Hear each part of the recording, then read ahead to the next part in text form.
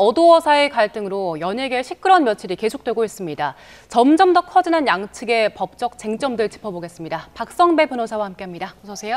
안녕하십니까. 네, 저희가 조금 전에 영상을 통해서 좀 정리를 해봤는데 일단 하이브 측에서 오늘까지 어도어의 이사회 소집을 요청했었고 어제 민희진 대표가 여기에 대해서 불응하겠다라고 거부 입장을 밝혔죠. 결국에 여기에 대응을 해서 이제 법원에 주주총회 소집 허가 신청을 하이브가 넣어뒀어요. 오늘 오후 4시 35분에 열리는데 여기서는 법원이 어떤 부분들을 중심으로 들여다봅니까? 이 100분의 3 이상의 주식을 보유한 주주는 이사회 임시총회 소집 청구를 할 수 있습니다. 이사회가 불응할 경우에는 직접 법원의 허가를 얻어 임시총회를 소집할 수 있는데 민희진 대표는 오늘까지 발송이 예정돼 있던 답변 시한 내에 이사회 소집을 하지 않겠다는 답변을 내놨습니다. 자신을 비롯한 이사진 교체를 염두에 둔 임시 주주총회라 받아들일 수 없었던 것인데 이 사전에 하이브가 이를 예측하였는지 법원에 그 허가를 구하는 청구를 해둔 상태였고 오늘 법원은 오후에 심리 과정에서 100분의 3 이상의 주식을 보유한 주주로서 임시총회 소집이 적법했는지 형식적인 판단만 거친다면 사실상 임시총회 소집을 명할 가능성이 상당히 높습니다. 관련해서 법원이 판단 내리기까지 얼마나 걸릴까요? 통상은 3주에서 5주 정도 시간이 소요됩니다. 한 달 넘게 걸릴 수도 있네요. 한 달 남짓 시간이 소요될 것으로 보이고 법원이 임시총회 소집을 허가할 경우에는 임시총회 소집을 위해서는 사전에 그 목적 사항 등을 각 주주에게 통지하는 절차를 거쳐야 합니다. 임시총회 소집 허가가 이루어진다고 하더라도 소집 통지가 이루어지고 통상은 소집 통지 시점으로부터 보름 뒤에 임시총회 소집이 이루어집니다. 이에 따라서 적어도 6주에서 7주 정도 후에는 임시총회 소집이 이루어질 것으로 예상됩니다. 예, 하이브 측에서 26일에 민희진 대표를 업무상 배임 혐의로 고발한 상태잖아요. 네네. 지금까지 이제 양측에서 많은 카톡 대화 내용도 공개를 했고 감사한 내용들을 조금씩 공개했는데 지금까지의 내용으로 봤을 때 배임죄 성립합니까? 하이브가 민희진 대표와 어도어의 부대표를 상대로 업무상 배임으로 고발을 했는데 어도어에게 손해를 가하고 민희진 대표 등이 재산상 이익을 취득하였다는 취지입니다. 업무상 배임이 성립하기 위해서는 행위자가 재산상의 이익을 취득하고 자신이 속해 있는 회사의 재산상 손해를 가해야 합니다. 그런데 현재까지 드러난 정황에 비춰보면 아직까지는 업무상 배임이 성립할 가능성은 낮아 보입니다. 우선 많은 이들이 거론하고 있는 것처럼 카톡 대화를 통해서 이러저러한 논의가 오갔다고 하더라도 적어도 실행에 착수가 있어야 업무상 배임을 논하던가 업무상 배임의 미수를 양정해 볼 수가 있는데 그와 같은 단계에 이르지 않았다는 것입니다. 착수 정황을 포착하지 못했다. 그렇습니다. 또한 이 경영권 탈취의 수단은 크게 두 가지를 생각해 볼 수 있는데 첫째는 이 어도어 측이 이 사모펀드의 지원을 받아서 하이브가 보유한 주식을 사모펀드가 직접 매수함으로써 우호 지분을 확보하는 방안입니다. 이 경우에는 오히려 어도어가 재산상 이익을 얻으면 얻었지 손해를 입었다고 볼 여지가 없어서 업무상 배임이 성립하지 않습니다. 두 번째는 어도어 측, 즉 민희진 대표가 별도의 회사를 설립하는 방안인데 이때는 물론 기존의 어도어가 형해화되니 어도어의 재산상 손해가 발생했다고 볼 수 있겠습니다만 이 경우에도 과연 민희진 대표 측이 재산상 이익을 반드시 취득했다고 볼 수 있는지도 사실 따져봐야 할 대목입니다. 법리상으로도 업무상 배임죄가 성립할지가 상당히 의문시되는 상황임은 분명합니다. 예, 지금 하이브 측도 그렇고 어도어 측도 그렇고 대형 로펌을 선임했거든요. 네네. 근데 하이브가 지금 고소가 아닌 고발을 택했잖아요. 네네. 이걸 두고 일각에서는 하이브가 법적 공방을 통해서 여론전을 하려는 게 아니냐, 그런 의도가 아니냐 이런 분석들도 일각에서 나오고 있습니다. 배임으로 그 고발하는 카드를 꺼낸 이유가 뭘까요? 선뜻 납득이 되지 않았습니다만 찬찬히 생각해 보면 나름대로의 이유가 있을 수 있습니다. 우선 고발 카드를 꺼낸 이유는 하이브는 어도어의 주주에 불과하죠. 업무상 배임에서의 피해자는 어도어라는 회사입니다. 즉 제3자가 피해자를 위해서 법적 문제를 제기하는 방식이므로 고소가 아닌 고발의 형태를 취한 것이고 이 고발을 감행할 경우에는 현재 법적 공방과 별개로 수사기관에서는 수사를 통해서 극단적으로는 압수수색을 통해서 어도어 측의 자료를 추가로 확보할 수가 있습니다. 그 과정에서 업무상 배임을 내재할 만한 자료를 추가로 포착할 수 있고 무엇보다도 업무상 배임이라는 혐의가 정확하게 확정되지 않는다고 하더라도 그동안 민희진 대표 측의 행보에 비춰보면 수사 자료에 나타난 정황상 상당히 어도어 측에 해를 가하려고 했거나 적어도 하이브 측에 상당한 위해를 가하려는 정황이 있었다는 관련 자료를 포착하려고 하는 것 같습니다. 이 부분은 콜 옵션과 연결되는데 풋 옵션은 시가와 상관없이 정해진 가격에 팔 수 있는 권리를 일컫고 콜 옵션은 시가와 관계없이 정해진 가격에 살 수 있는 권리를 일컫습니다.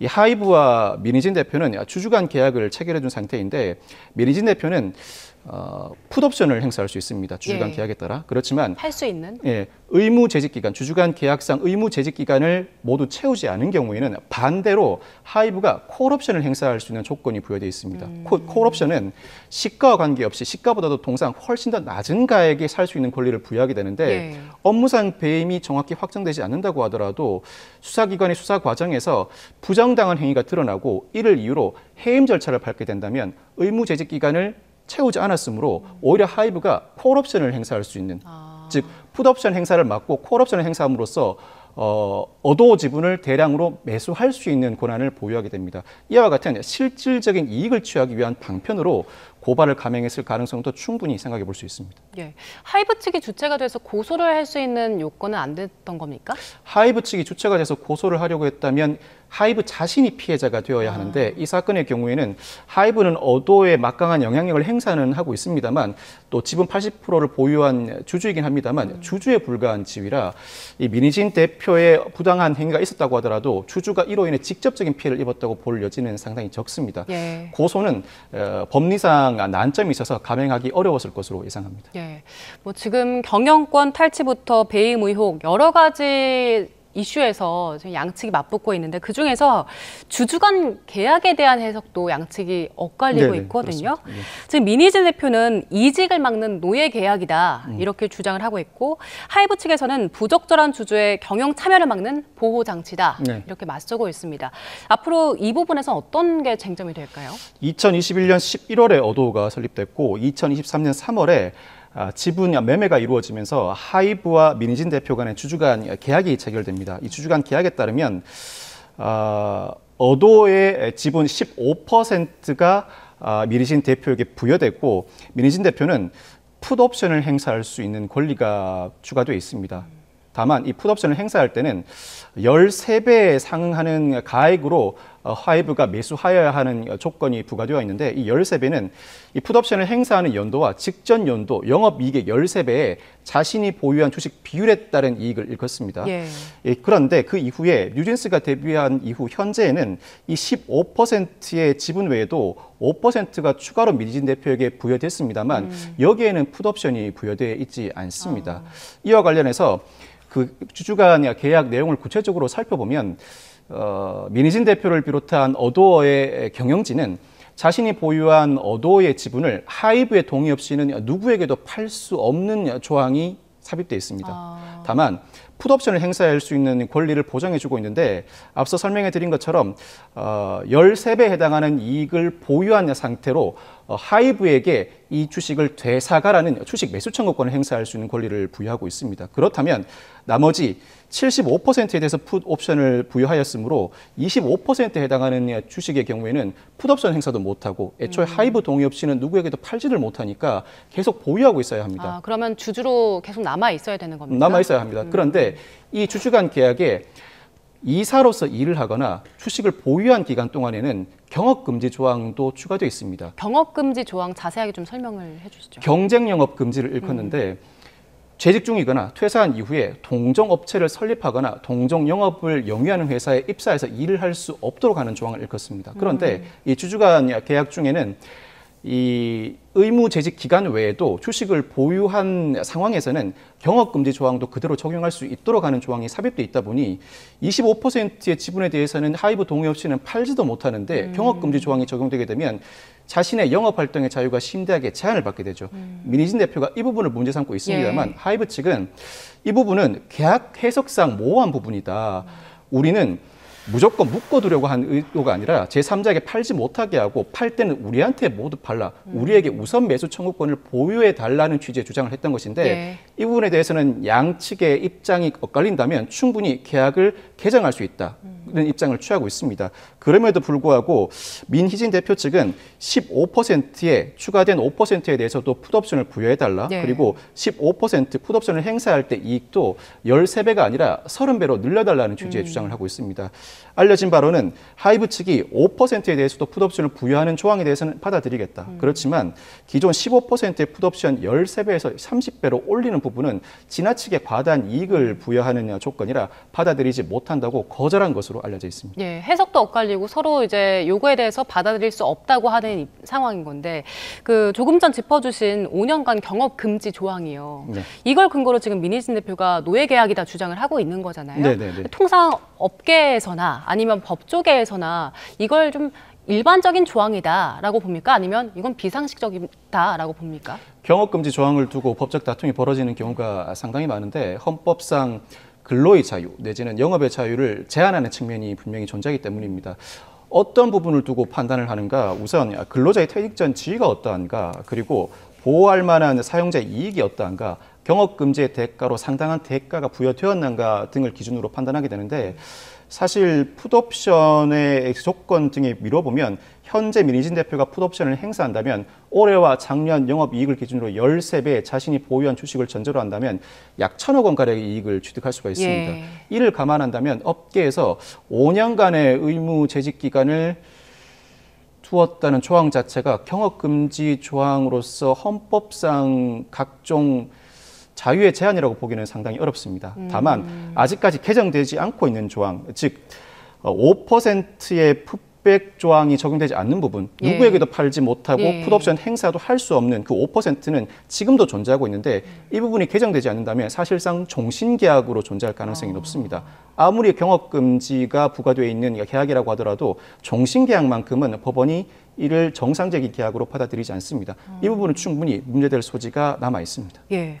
그리고 이번 갈등의 시작이 이제 민희진 대표가 주장했던 뉴진스 카피 논란이잖아요. 네. 아일릿 그룹이 뉴진스의 컨셉을 카피했다 이런 주장이었는데 사실 이런 부분들 이제 저작권법을 위반했다라고 판단하는 것 자체가 굉장히 민감하고 어려운 부분일 것 같은데 어떻습니까?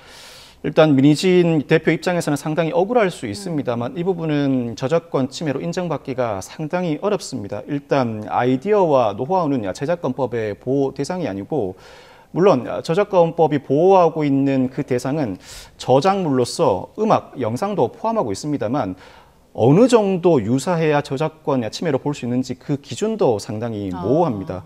뿐만 아니라 헤어, 메이크업, 의상 등도 침해당했다고 주장하고 있습니다만 이 부분은 그야말로 아이돌 컨셉에 불과해서 저작권법의 대상, 보호 대상 자체가 애초에 아닐 가능성도 상당히 높습니다. 이러한 사정이다 보니 회사 내부에서 문제 제기를 한다고 하더라도 민희진 대표 입장에서는 먼저 나서서 공격용으로 저작권 침해를 주장하기는 어렵고 하이브 측이 공격을 해올 때 방어용으로 이와 같은 저작권의 침해 사례가 있었음을 내세울 만한 근거로는 사용할 수 있습니다. 민희진 대표 입장에서도 자신이 하고 싶은 말과 법적 근거가 존재한다고 하더라도 이와 같은 난점이 있다 보니 먼저 공격을 하기보다는 공격에 들어올 때 방어하는 논리로서 이 저작권 침해 논란을 사용하고 있는 것입니다. 말씀하신 것처럼 굉장히 저작권법 위반을 했다고 판단하기가 애매한 부분이기 때문에 이걸 공격력으로는 쓸 수 없다고 하셨잖아요. 네. 그럼 방어용으로 쓴다고 했을 때 법원이 이 부분 받아들이겠습니까? 공격용으로 쓸 수 없다는 취지는 민사소송에서 소를 제기하거나 형사사건에서 고소를 하게 되면 원고나 고소인이 스스로 그 요건을 입증해내야 합니다. 입증의 부담이 상당히 까다롭습니다. 그렇지만 방어용일 때는 상대가 그렇지 않다는 것을 입증해내야 합니다. 즉 공격을 해 들어올 때 나름대로 저작권 침해로 볼 만한 요소가 있었다는 항변을 제시하고 그럴듯한 근거만 제시한다면 딱 부러지게 저작권법 위반이 아니라고 하더라도 상대의 공격을 방어해낼 수 있을 만한 입증의 부담은 상당히 완화하게 됩니다. 충분히 이 부분은 수사기관이나 법원이 눈여겨보고 판단 대상으로 포함시킬 가능성은 있습니다. 저희가 지금은 이제 하이브와 어도어 민희진 대표 측 갈등, 법적인 쟁점들 중심으로 풀고 있는데 사실 여론전으로 흐르고 있는 부분도 상당히 많습니다. 지난 25일에 민 대표가 기자회견을 했는데 이후에 여론이 좀 크게 바뀌었더라고요. 어떻습니까? 사실 민희진 대표의 기자회견은 입장문이 따로 없이 2시간 넘게 물병과 핸드폰만 들고 이루어졌는데 그 언사도 상당히 거칠었죠. 욕설과 비속어가 나오기도 했고 그런데 의외로 민희진 대표의 기자회견에 호평을 보내는 이들이 많습니다. 민희진 대표의 말이 어록으로 재탄생하기도 했고 그가 입었던 모자와 티셔츠가 완판되기도 했는데 그 내용 자체가 일반 대중으로 하여금 카타르시스를 느끼게 합니다. 내부자들만 알 수 있는 내역들을 제시하면서 마치 방시혁 의장이 뉴진스의 성공을 반기지 않은 듯한 뉘앙스를 풍깁니다. 이 부분은 대중의 호기심을 상당히 자극하는 내용입니다. 뿐만 아니라 상당히 거침없는 언행을 구사함으로써 글로 보는 것과 다르게 사람의 말을 직접 들어야 진상을 파악할 수 있다는 생각을 갖게 함은 물론 그 언행을 보고 이 사람이 거칠지언정 누군가를 속이지는 않겠다는 인상을 충분히 심어줬던 것 같습니다. 이로 인해서 일부 사실관계가 정확하게 정리되지 않은 상태에서 논란이 불거졌던 사안에 대해서 여론 상당수가 민희진 대표 측의 동조하는 움직임도 포착되는 것입니다. 예, 많이들 보셨겠지만 그 기자회견이 진행되는 동안 욕설, 막말이 좀 나오기도 했고요. 네네. 변호사님 말씀하신 것처럼 내부자만 알 수 있는 내용이 나오기도 했습니다. 그러다 보니까 이 기자회견을 두고 모욕이나 명예훼손 이런 위반이 있을 수도 있다라는 주장이 나오는데 어떻습니까? 제가 기자회견 전체를 보지는 못했습니다만 주요 부분은 발췌해 봤습니다. 다만 모욕, 명예훼손 등이 문제될 소지는 있습니다만 딱 부러지게 그 범죄에 해당하겠다고 볼 만한 정도는 아니었습니다. 모욕과 관련해서는 특정성의 문제가 있는데 방시혁 의장 등을 지칭한다고 볼 여지도 있습니다만 그보다는 자신의 분노의 감정을 표현하는 과정에서 자신도 모르게 욕설이 나온 정도에 불과해 보이기도 합니다. 즉 누군가의 명예를 해칠 만한 고의가 존재하지 않다고 볼 여지도 다분합니다. 뿐만 아니라 명예훼손의 경우에는 그 죄가 성립하려면 모욕과 다르게 사실 적시가 있어야 하는데 사실 적시로 볼 만한 부분도 있습니다만 단순한 의욕적이나 자신의 의사를 표명하는 수준에 불과한 정도로 볼 여지도 있습니다. 더 나아가서 모욕이나 명예훼손죄가 성립한다고 하더라도 이 부분은 하이브 측의 방시혁 의장 등이 고소를 해야 하는 부분인데 지금 현 시점에서 이 부분을 가지고 고소를 감행한다는 건 여론의 눈치도 그러하고 상당히 부담스럽고 부적절합니다. 실제 형사처벌까지 이어질 가능성은 상당히 낮아 보입니다. 예. 그리고 이런 상황에서 지금 하이브와 관련된 여러 가지 의혹 제기들이 계속 이어지고 있어서요. 하이브가 종교단체와 연관이 있다 이런 주장도 있고 또 과거 방탄소년단 사재기 의혹 등과 관련된 주장도 나오고 있는데 이게 사실 본질과 좀 다른 이야기들이 본질을 흐리는 상황이 되고 있는 것 같아요. 네네. 모 영상단체와 하이브 간의 유착 관계가 논란이 되고 있습니다. BTS의 멤버가 다닌 학교가 이 명상단체와 연관돼 있고 아일리시 데뷔곡 마그네틱의 제목도 이 명상단체와 연관돼 있다는 의혹이 제기됐습니다. 뿐만 아니라 과거에 A씨가 부적절한 마케팅 활동 자료를 가지고 있다면서 빅히트를 협박한 사건이 벌어졌는데 당시에 법원이 A씨에 대해서 공갈 사기 혐의로 유죄를 선고하면서 징역형을 내렸습니다. 그럼에도 불구하고 당시 법원이 그 판시 내용 중에 과거 사재기 마케팅이 있었고 사재기를 빌미로 돈을 갈취했다는 부분도 적시를 한 바가 있어서 하이브 측이 사재기를 감행했던 것이 아닌가라는 의혹이 재점화되고 있습니다. 민희진 대표가 기자회견에서 밝혔던 내용들과 모두 일맥상통하는 부분인데 자신이 무속인과 연관돼 있다는 부분을 반박하는 과정에서 나온 발언과 연관된 부분이기도 하고 나는 사재기를 하지 않는다는 취지의 발언과도 연관돼 있는 부분이기도 합니다. 민희진 대표의 기자회견 이후에 그를 옹호하는 여론 측에서 민희진 대표를 밀어주기 위해 관련 의혹을 재점화했을 가능성도 있고 하이브와 민희진 대표는 법적으로도 공방하지만 모두 대중의 사랑을 받아야 살아남을 수 있는 인물이자 주체들입니다. 대중의 여론을 심각하게 받아들이고 민감하게 컨트롤해야 하는 입장이다 보니 이와 같은 일이 벌어졌을 때 대중들로 즉각적으로 반응하고 이 대중의 흐름을 각자가 나름대로 이용하려는 움직임도 나타나고 있습니다. 일단 빅히트 측은 관련 의혹이 사실이 아님을 강하게 부인하고 있는데 관련 논란이 어디까지 이어질지는 더 지켜봐야 할 것 같고 법적 공방이 이어지는 이상 여론의 이와 같은 추이도 계속해서 병행되지 않을까 예상해 볼 수 있을 것 같습니다. 뉴진스 뮤직비디오, 신곡 뮤직비디오가 공개가 됐었는데 그 뮤직비디오 감독이 민 대표와 나눈 대화가 공개가 됐습니다. 이 부분도 여론에 영향을 좀 미치지 않을까 생각이 되는데 저희 그 대화 내용을 좀 보여주시죠. 그래픽으로 정리가 안 됐습니까? 저희가 그 대화 내용이 어떤 거냐면요. 뮤직비디오 감독이 민희진 대표를 지지하는 듯한 그런 내용의 대화였습니다. 이런 부분들 팬들에게 그리고 여론에 영향을 좀 미칠까요? 22일에 전격적으로 하이브가 민희진 대표 측을 감사했는데 그 전날이 21일 오후에 오고 간 대화입니다. 민희진 대표 측은 뉴진스 데뷔를 염두에 두고 있는 행동을 보이고 있고 뮤직비디오 버블검의 그 감독이 민희진 대표에게 음식과 관련된 대화를 나눕니다. 민희진 대표가 가편 혹시 지금 보내줄 수 있는지를 물어보니까 지금 뽑고 있다고 얘기하고 민희진 대표가 고맙다고 뭐 맛있는 거 보내줄까라고 얘기하니까 안 보내셔도 된다. 가편 보시면은 보내고 싶은 마음 안 생길 수도 있다고 농담을 하니까 민희진 대표가 아이고 먹고 힘내서 다시 하라고 할 수 있지라고 또 농담을 건네는 모습이 포착됩니다. 이와 같은 모습 결국 민희진 대표 측 인사들이 여론 형성에 어느 정도 관여하고 싶은 마음이 반영되어 있는 것 같습니다. 그 대화 녹취록을 공개하게 되면 적어도 민희진 대표가 거칠지언정 자신의 사람은 상당히 챙긴다는 인상, 그리고 내부에서는 상당히 따뜻한 모습을 보인다는 모습을 보여줄 수가 있습니다. 이를 통해서 여론의 움직임을 어느 정도는 끌어올 수도 있다고 볼 여지가 있고, 무엇보다도 이 뮤직비디오가 지난 토요일에 공개가 됐는데 이 뮤직비디오는 상당히 천진난만합니다. 한여름밤의 꿈 같은 뮤직비디오인데 현실은 그렇지 않죠. 치열한 법적 공방이 예정돼 있는데 바로 다음 달 뉴진스가 이 뮤직비디오에 곡을 포함해서 싱글 앨범을 추가로 발매할 예정입니다. 그 싱글 앨범의 활동 추이도 지켜봐야 할 것 같습니다만 현재까지는 오히려 하이브와 민희진 대표 간의 공방으로 뉴진스에게 더 많은 관심이 집중되고 있는 역설적인 효과는 발생하고 있는 것 같습니다. 예, 알겠습니다. 하이브와 민희진 대표의 법정 공방 그리고 또 여론까지 함께 짚어봤습니다. 박성배 변호사와 함께했습니다. 고맙습니다. 감사합니다.